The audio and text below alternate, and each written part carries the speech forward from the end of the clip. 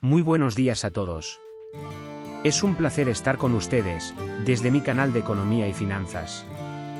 Espero que se encuentren muy bien y estén listos para adquirir nuevos conocimientos en este campo tan importante. Hoy hablaremos sobre los principales indicadores macroeconómicos. Comencemos.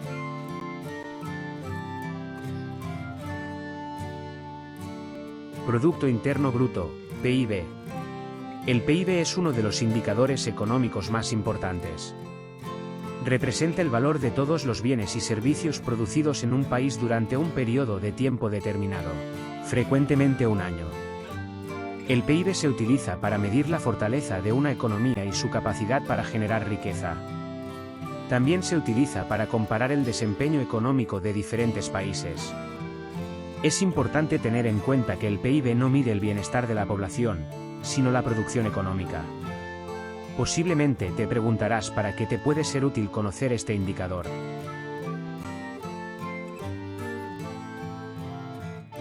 Pues te cuento que te permitirá saber el tamaño de una economía de un país y el nivel general de vida en el país. Cuanto más alto es el indicador, mayor es el producto económico de un país, y viceversa. Y esto influye en las oportunidades laborales, ya que, a mayor crecimiento económico, mayor demanda de mano de obra.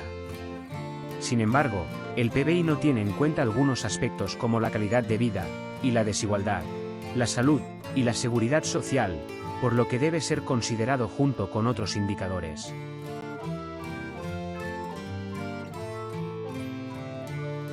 Producto Interno Bruto per cápita, PIB per cápita es una medida del nivel de vida de la población. El PIB per cápita se calcula dividiendo el PIB de un país entre su población, y es utilizado para comparar el nivel de bienestar entre diferentes países. A través de este índice, puedes conocer el ingreso promedio por persona, en un país, y compararlo con otro. Esto es muy útil a la hora de invertir, emigrar o viajar a determinado país. Tasa de crecimiento del PIB. La tasa de crecimiento del PIB mide el cambio porcentual en el valor del PIB de un año a otro. Es una medida importante del crecimiento económico y se utiliza para evaluar el desempeño de este, a largo plazo. La falta de crecimiento económico puede aparejar una falta de oportunidades laborales y provocar altas tasas de desempleo. En un país sin crecimiento económico, los salarios pueden estancarse, y es probable que haya una presión sobre los salarios, porque en estas economías es muy probable que se produzca inflación, y las empresas pueden tener menos incentivos para aumentar los salarios de los empleados, debido a la falta de demanda, o a un mercado laboral saturado. Esto también disminuirá el poder adquisitivo de las personas. Sin crecimiento, puede haber una reducción en las oportunidades para que las personas mejoren su nivel de vida, accedan a educación de calidad, adquieran nuevas habilidades y logren una mejor posición socioeconómica. Esto puede llevar a una mayor desigualdad y dificultar la movilidad ascendente.